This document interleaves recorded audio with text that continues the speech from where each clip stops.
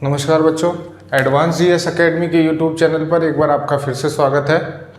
हमारा राजस्थान के लोक देवताओं की सीरीज चल रही थी, जिसमें हमने फर्स्ट जो क्लास हुई थी उसमें हमने रामदेव जी के बारे में पढ़ा, जाना उनके बारे में। और आज इस सेकंड क्लास में हम जानेंगे भगवान गोगा देव के बारे में या गोगा जी के बारे में।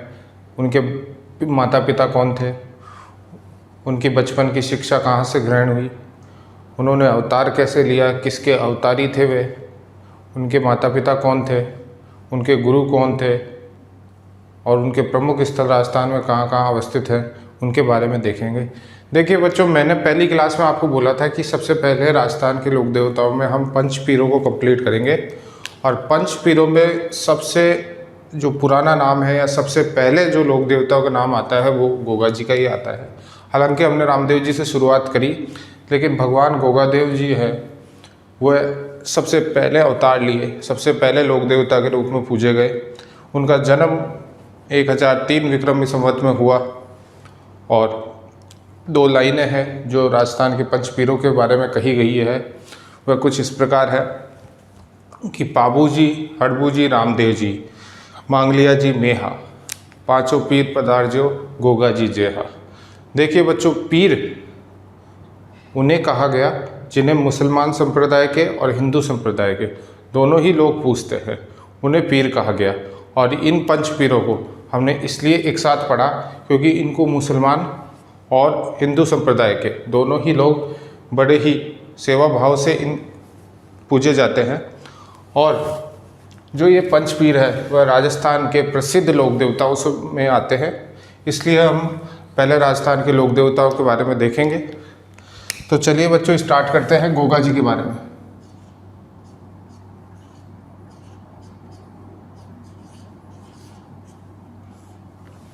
सबसे पहले उपनामों से बात करते हैं। गोगा जी को पूजा जाता है सांपों के देवता के रूप में। सांपों के देवता के रूप में क्यों पूजा जाता है, इसकी चर्चा मैं बाद में करूंगा।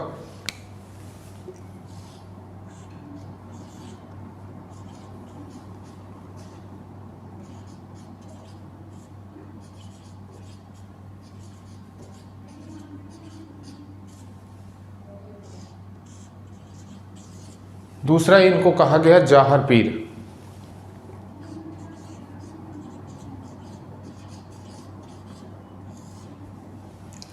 जाहर पीर क्यों कहा गया? कई जगह जाहर पीर की जगह हमें जाहर वीर भी देखने को मिलेगा। जाहर वीर भी देखने को मिलेगा। देखिए बच्चों, एक देश है गजनी।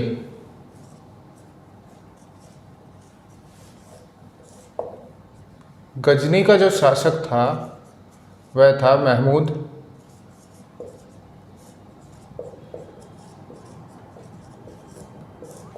गजनवी। देखिए बच्चों, महमूद गजनवी ने यह प्रण लिया था, यह प्रतिज्ञा ली थी कि हर दूसरे वर्ष वह भारत पे आक्रमण करेगा। और महमूद गजनवी ने भारत पे 17 बार भीषण आक्रमण किए, जिसमें से सबसे जो प्रसिद्ध आक्रमण है वह है सोमनाथ मंदिर, गुजरात का जो आक्रमण। वहाँ उसने, महमूद गजनवी ने इतना सोना लूटा जिसकी उसको आशंका भी नहीं थी कि उसे इतना सोना मिल जाएगा।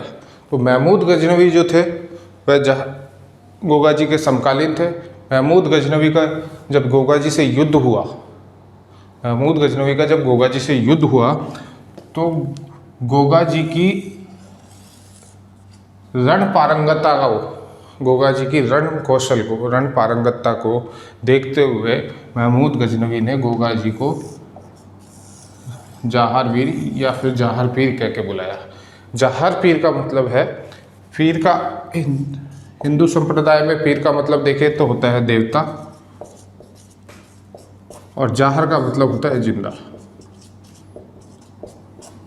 महमूद गजनवी को गोगा जी से युद्ध करते वक्त यह महसूस हुआ कि वास्तव में ही कोई जिंदा या हमारे सामने उपस्थित होकर कोई लोक देवता या कोई देवता हमसे युद्ध लड़ रहे हैं। इसलिए महमूद गजनवी ने गोगा जी को जाहर पीर की उपाधि दी। ये तो हुआ इनके लोकनाम, इनके उपनामों से संबंधित। आइए देखते हैं इनका जन्म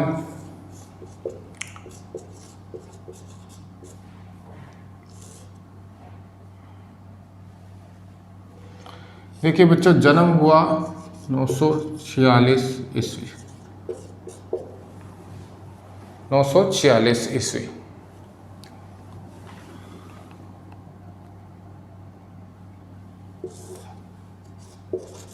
या फिर यूँ कहें 1003 विक्रमी संवत। स्थान की चर्चा करें तो देखिए बच्चों, राजस्थान के उत्तर में एक जिला है चूरू। चूरू में सादुलपुर और तारानगर के हाईवे पे एक गांव पड़ता है जिसका नाम है ददरेवा। उस ददरेवा स्थान पे इनका जन्म हुआ। कहाँ हुआ? ददरेवा, चूरू। ददरेवा चूरू में इनका जन्म हुआ। और इनका तिथि की बात करें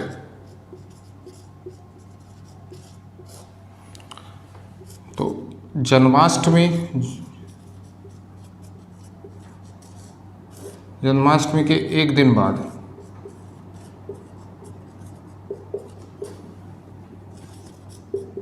भाद्रपद कृष्ण पक्ष की नवमी को, भाद्रपद कृष्ण पक्ष की नवमी को इनका जन्म हुआ। और इसी तिथि को गोगा नवमी के नाम से जाना जाता है। किसके नाम से जाना जाता है? गोगा नवमी। देखिए बच्चों, ये तो इनका थोड़ा सा परिचय हुआ कि उपनाम क्या क्या है, जन्म कहाँ हुआ, स्थान का नाम, तिथि कौन सी है। आइए देखते हैं इनके वंश के परिचय में, कौन से वंश से संबंधित थे ये।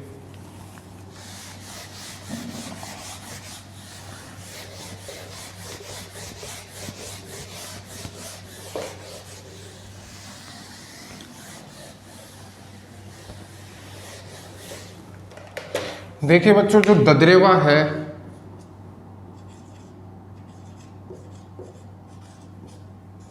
ददरेवा के शासक थे, उनका नाम था अमर सिंह चौहान।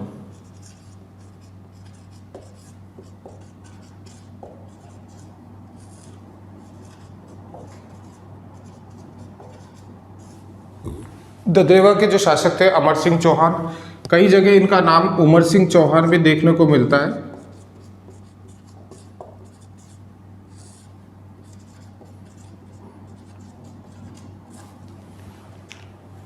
कई जगह इनका नाम उमर सिंह चौहान भी देखने को मिलता है। देखिए बच्चों, अमर सिंह चौहान जो थे वह ददरेवा के शासक थे। इनके 2 पुत्र और 1 पुत्री थी। और जो 2 पुत्र थे उनका नाम कुछ इस प्रकार था। एक का नाम था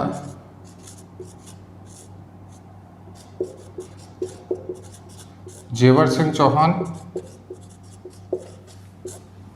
और एक पुत्र का नाम था नेवर सिंह चौहान।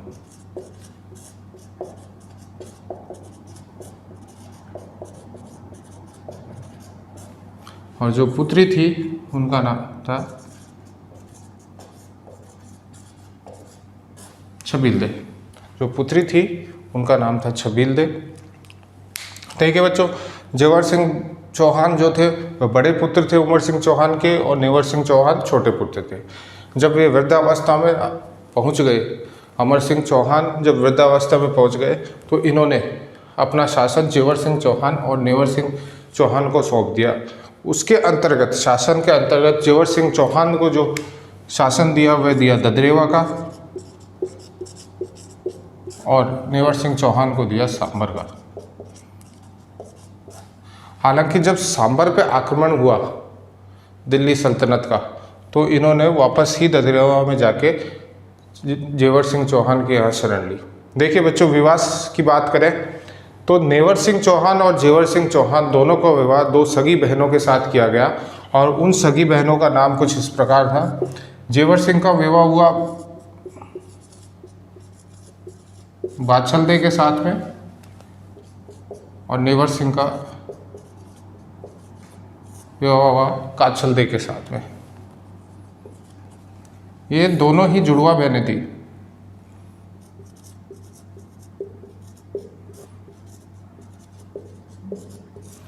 ये दोनों ही जुड़वा बहनें थी। अब जब विवाह हो गया, विवाह होने के पश्चात एक समस्या ऐसी उत्पन्न हुई जेवर सिंह चौहान और रानी बाछल के सामने कि उस समस्या का निदान इनको किसी के पास भी नहीं मिला। हुआ यूँ कि 12 साल गुजर गए, इनके कोई संतान नहीं हुई और न ही नेवर सिंह और काछल देव के कोई संतान हुई। तो संतान न होने के कारण ये दोनों बहुत दुखी रहने लगे। दुखी रहने के कारण किसी ने इनको बताया कि आप गुरु गोरखनाथ की तपस्या कीजिए तो उससे आपको संतान प्राप्ति होगी। तो देखिए बच्चों,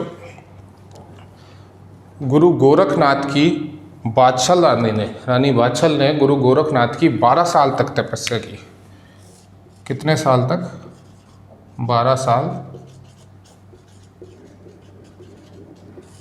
12 साल तक तपस्या की। किसकी की रही? गोरखनाथ की।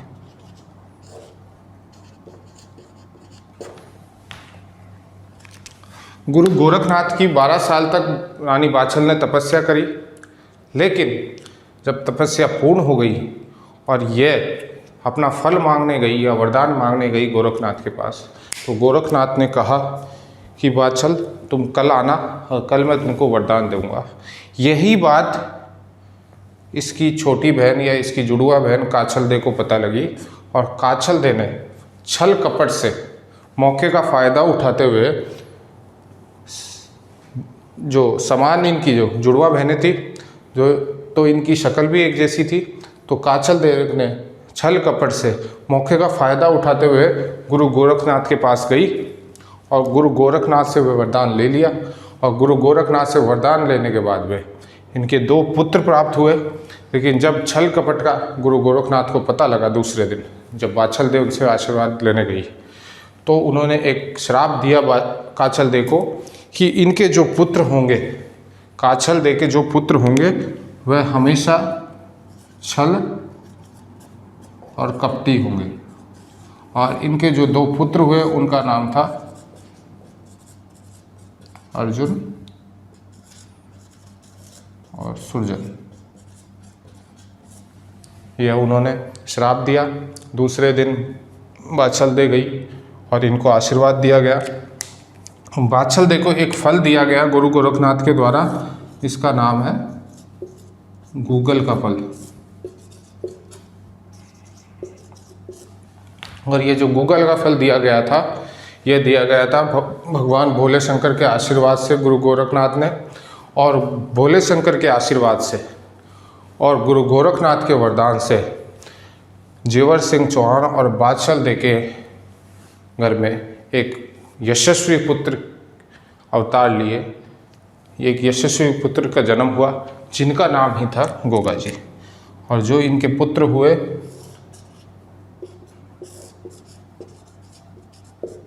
उनका नाम था गोगा जी। तो ये बच्चों इनका वंश परिचय था गोगा जी के बारे में। आइए देखते हैं और इनकी चर्चा क्या थी।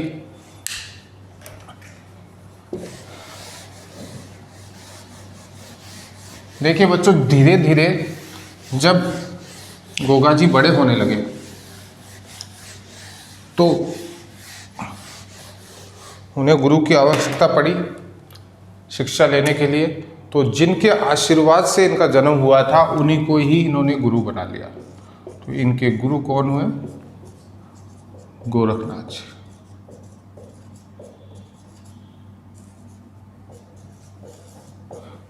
गोरखनाथ जी को हठ योगी या फिर यूं कहें त्रिकालदर्शी की संज्ञा दी जाती है। गुरु गोरखनाथ को हठ योगी या त्रिकालदर्शी की संज्ञा दी जाती है। इनका ये गोगा जी ने गुरु जो बनाया वो गोरखनाथ जी को बनाया। आज भी इनके पूज्य स्थल जो है हनुमानगढ़ में और दतिया में, वहाँ साथ में गोरखनाथ जी की भी तपोभूमि है। आइए देखते हैं आगे इनके विवाह की चर्चा।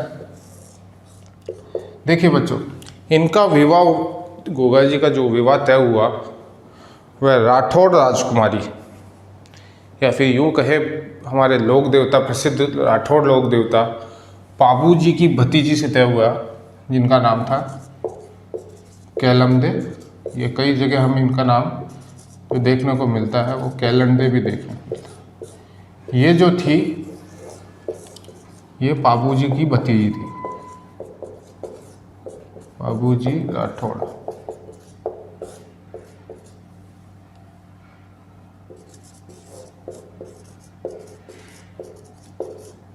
ये जो थी कैलमदेव व बाबूजी राठौड़ की भतीजी थी।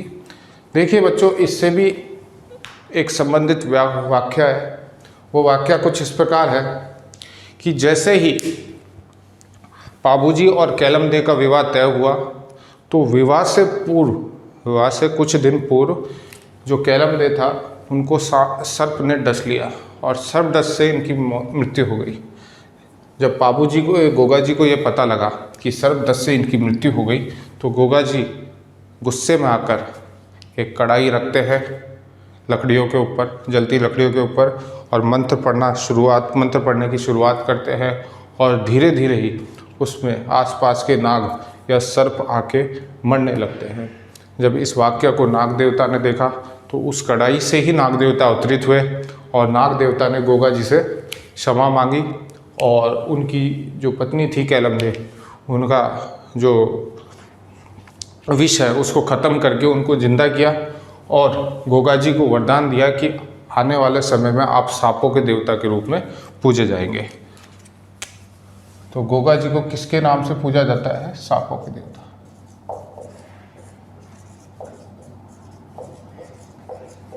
सांपों के देवता के रूप में पूजा जाता है। देखिए बच्चों, गोगा जी का जो स्थान है हर गांव में खेजड़ी वृक्ष के नीचे पाया जाता है और गोगा जी के स्थान को कहा जाता है थान। और गोगा जी की मूर्ति भी खेजड़ी के वृक्ष के नीचे पाई जाती है। ऐसा कहा जाता है कि किसी गांव में अगर खेजड़ी का वृक्ष है तो उसके नीचे गोगा जी का स्थान जरूर होगा। इसीलिए एक लाइन कही गई है कि गांव गांव खेजड़ी न गांव गांव गोगा जी। तो गोगा जी के जो पूज्य स्थल है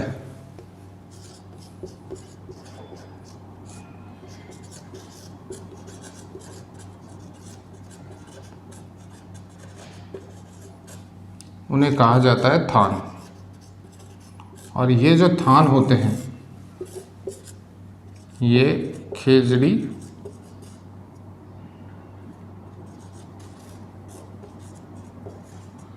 वृक्ष के नीचे रहते हैं और इनकी मूर्ति के स्वरूप में लकड़ी पर या पत्थर पर, देखिए बच्चों, लकड़ी या पत्थर पर सर्प की आकृति उत्कीर्ण होती है।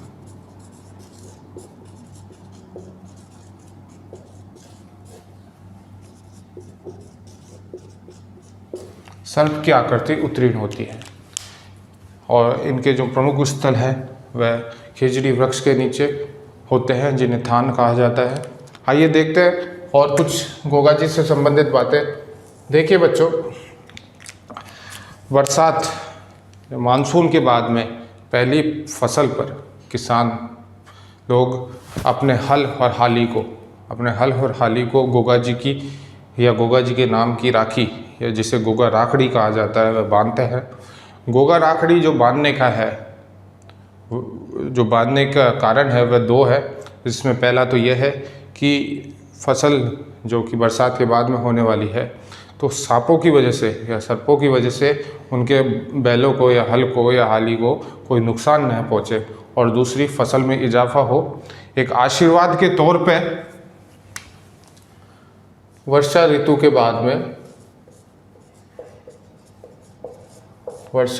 बाद में किसान किसे बांधता है? हल व हाली दोनों को क्या बांधता है? गोगा राखड़ी।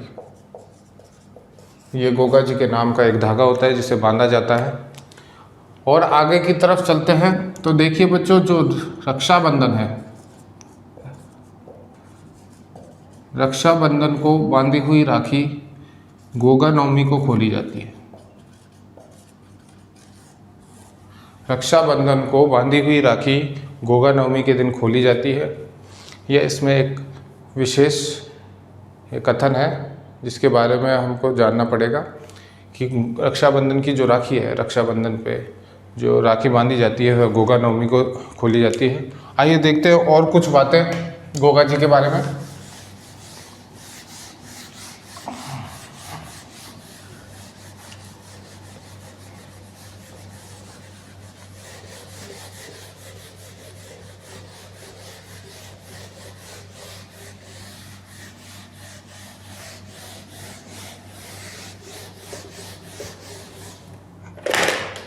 देखिए बच्चों, गोगा जी के कुछ सहयोगी थे जो वीर गति को प्राप्त हुए, इनका सहयोग दिया मानव कल्याण में। और उनका कुछ 2-3 सहयोगी जो थे इनके, उनके कुछ नाम हैं जिनको आप याद करें तो कर लीजिए। देखिए, पहला है रतन सिंह,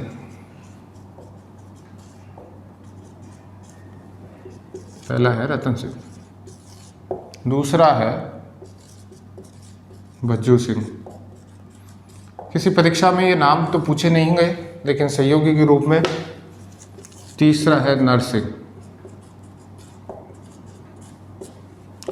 और चौथा है लीला सिंह।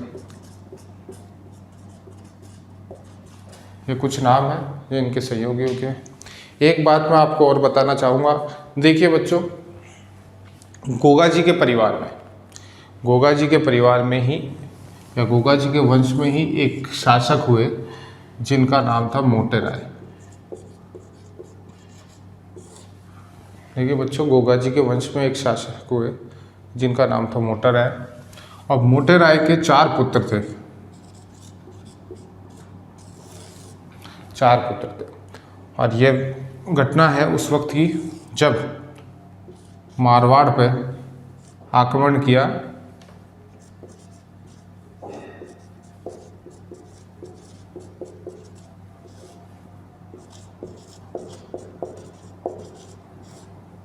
फिरोज शाह तुगलक के समय जो ददरेवा का शासन था वह मोटे राय के पास था। और मोटे राय गोगा जी के ही वंशज थे। और मोटे राय के जो थे वह 4 पुत्र थे। जब फिरोज शाह तुगलक ने जीत लिया युद्ध, तो इन्होंने मोटे राय के 4 पुत्रों में से 3 को मुसलमान बना दिया। क्या बना दिया? 3 को मुसलमान बना दिया। और जो 4 पुत्र थे उनमें पहला पुत्र था, उसका नाम था करमचंद, करमचंद राठौड़ बोल सकते हैं। और करमचंद राठौड़ का नाम बदल करके क्याम खां रखा गया। जो फिरोज शाह तुगलक था उसने करमचंद का नाम क्याम खां रख दिया। और इस क्याम खां के ही वंशज क्याम खानी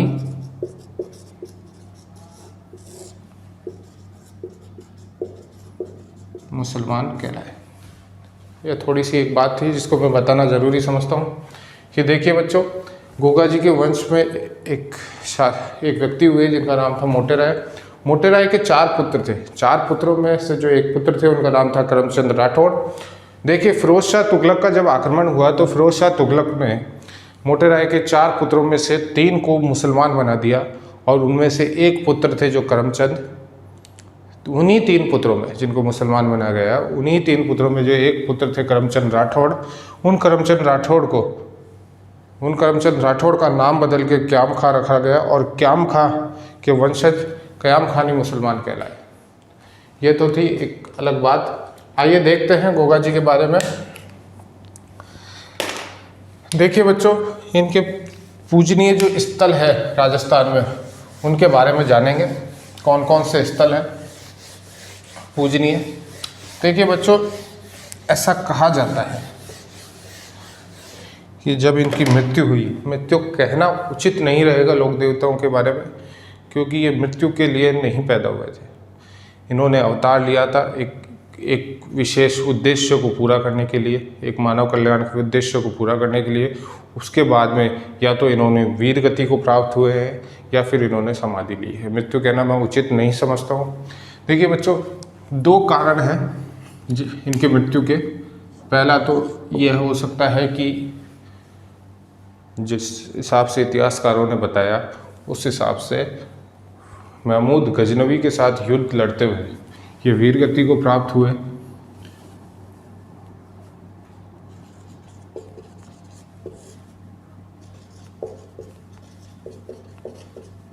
पहला तो है महमूद गजनवी के साथ युद्ध करते हुए वीर गति को प्राप्त हुए। युद्ध में और दूसरे की बात करें तो ऐसा कहा जाता है कि जो इनके चचेरे भाई थे अर्जुन व सुरजन, इनके अर्जुन व सुरजन से उत्पन्न जमीनी विवाद है। इनके अर्जुन व सुरजन व गोगा जी के बीच में जो जमीनी विवाद उत्पन्न हुआ था, उस लड़ाई में इनकी वीरगति प्राप्त हुई थी, इनकी मृत्यु हुई थी। ये दो कारण हैं जिन्हें इतिहासकारों ने बताया है। आइए देखते हैं इनके प्रमुख स्थलों के बारे में। देखिए बच्चों, ऐसा कहा जाता है कि जब इन्हें वीरगति प्राप्त हुई तो इनका धड़ भी डरने लगा था, और जो शीश कट के गिरा वह गिरा ददरेवा में, जहाँ इनका जन्म हुआ था, और जो धड़ इनका कट के गिरा वह गिरा हनुमानगढ़, नौहर और हनुमानगढ़ में। देखिए बच्चों, जब शीर्ष गिरा तो वह कहलाई शीर्ष मेढ़ी, और जहाँ धड़ गिरा वह कहलाई धुर मेढ़ी। इसके अलावा भी एक स्थान है सांचौर में, जालौर में, जिसे कहा जाता है गोगा जी की ओल्डी। आइए देखते हैं क्या क्या बातें हैं। देखिए बच्चों, जहाँ शीश गिरा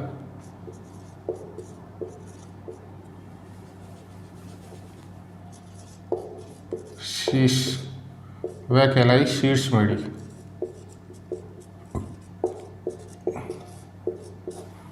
और जहाँ धड़ गिरा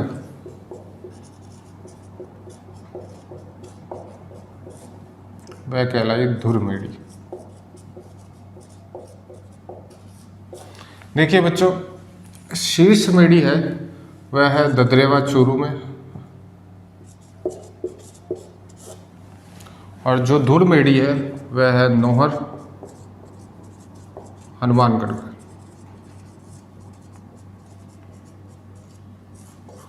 दोनों के ही बीच में 80 किलोमीटर की दूरी है, नौहर हनुमानगढ़ में। जो धुर मेढ़ी है वह गोगा मेढ़ी के नाम से प्रसिद्ध है।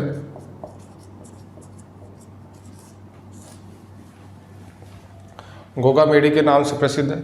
देखिए बच्चों, एक और इनका पूज्य स्थल है वह है सांचौर में। सांचौर पड़ता है जालौर जिले में, जिसे कहा जाता है गोगा जी की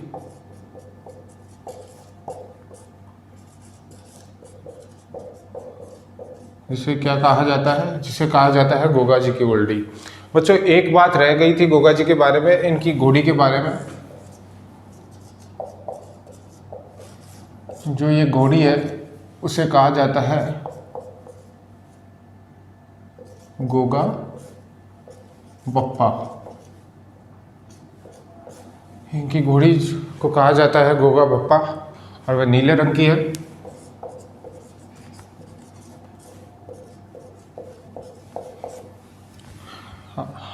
वापस आते हैं इनकी मेढ़ियों पे। देखिए बच्चों, शीश जहाँ गिरा वहाँ शीर्ष मेढ़ी कहलाई, और धड़ जहाँ गिरा वह धुर मेढ़ी कहलाई। धुर मेढ़ी है नौहर हनुमानगढ़ में, और वह गोगा मेढ़ी के नाम से प्रसिद्ध है। शीर्ष मेढ़ी है ददरेवा चूरू में। देखिए बच्चों, ददरेवा चूरू में एक मंदिर है गोगा जी का।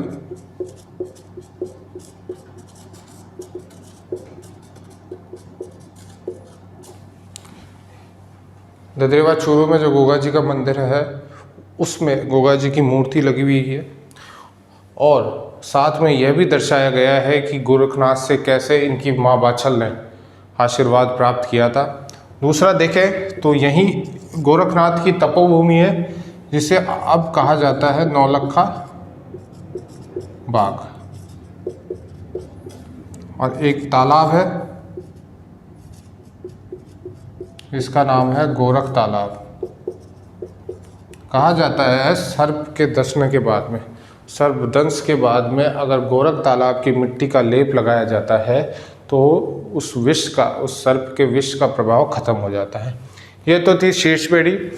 आइए चलते हैं गोगा मेढ़ी में।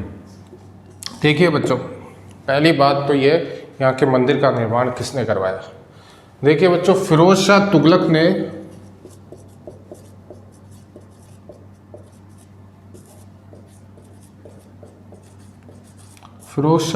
ने निर्माण करवाया।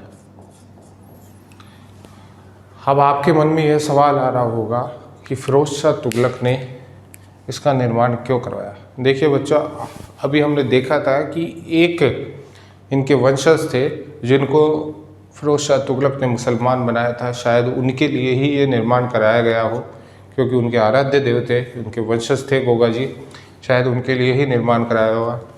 देखिए बच्चों, गोगा जी का जो ये मंदिर है, धुरमेड़ी का जो मंदिर है या गोगामेड़ी का जो मंदिर है गोगा जी का, वह हिंदू मुस्लिम शैली में बना हुआ है। हिंदू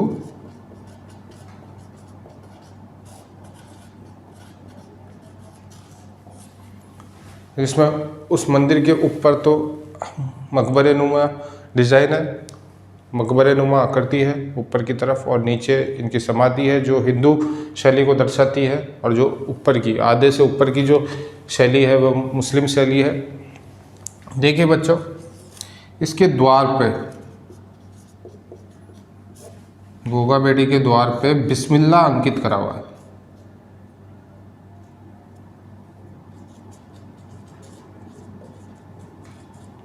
बिस्मिल्लाह अंकित है। कैसी आकृति है? मकबरे नुमा, मकबरे नुमा आकृति है। देखिए बच्चों, वर्तमान स्वरूप इस मंदिर का जो दिया गया वह दिया गया बीकानेर के शासक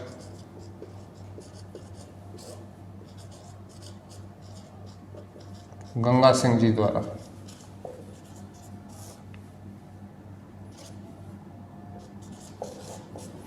वर्तमान जो इसका स्वरूप दिया गया वह दिया गया,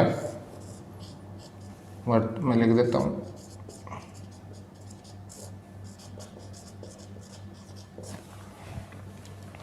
वर्तमान स्वरूप जो दिया गया वह महाराजा गंगा सिंह जो बीकानेर के थे उनके द्वारा दिया गया।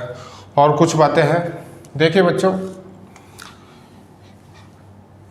गोगामेड़ी में हर साल गोगा नवमी के दिन विशाल मेला लगता है।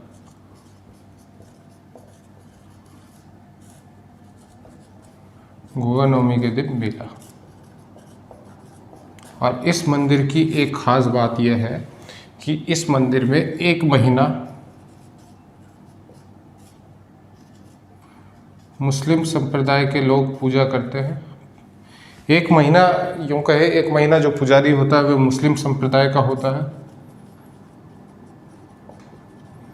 और मुस्लिम संप्रदाय के पुजारी को चायल कहा जाता है। क्या कहा जाता है? चायल। और बाकी के 11 महीने हिंदू संप्रदाय के पुजारी रहते हैं।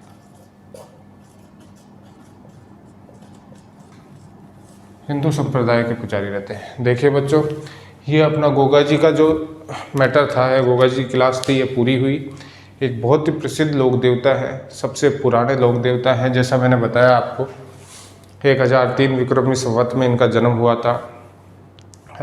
और गोगा जी के बारे में ये कहा जाता है कि गांव-गांव खेजड़ी है, गांव-गांव गोगा जी।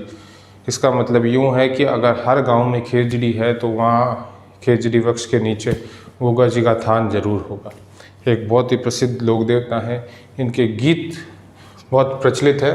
देखिए बच्चों, गीत से याद आया, इनके जो भोपे हैं, इनके भोपे डेरू वाद्य यंत्र का प्रयोग करते हैं। किसका? डेरू वाद्य यंत्र का प्रयोग करते हैं। इनके भोपे डेरू वाद्य यंत्र का प्रयोग करते हैं। देखिए बच्चों, जो इनके गीत है, कई बहुत प्रसिद्ध गीत है जिनकी 4 लाइनें मैं सुनाना चाहूँगा। देखिए बच्चों, कि मेरे दिल में बस गया गोगा जी घोड़े वाला, मेरे दिल में बस गया गोगा जी घोड़े वाला, वह बाछल माँ का लाला, वह है नीले घोड़े वाला। मेरे दिल में बस गया गोगा जी घोड़े वाला, वह है बाछल माँ का लाला, वह है नीले घोड़े वाला, वह पीर ददरेवा वाला, वह गुरु गोरख की शिक्षा लेने वाला। मेरे दिल में बस गया गोगा जी घोड़े वाला। देखिए बच्चों, गोगा जी की ये क्लास हमारी कंप्लीट होती है। तो राजस्थान के लोक देवताओं में हमने 2 लोक देवता पढ़ लिए हैं, और अगली क्लास में या तीसरी क्लास में यूँ कहें तो हम पाबूजी राठौड़ के बारे में देखेंगे और उनके बारे में जानेंगे कौन कौन से उनके स्थल हैं। और मैं इतना सा आपको कहना चाहूँगा कि आप मेरे वीडियो पे कमेंट कीजिए और लाइक कीजिए और शेयर कीजिए अगर आपको पसंद आए तो। इसी के साथ ही आप देखते रहिए मेरा चैनल एडवांस जीएस एकेडमी। धन्यवाद।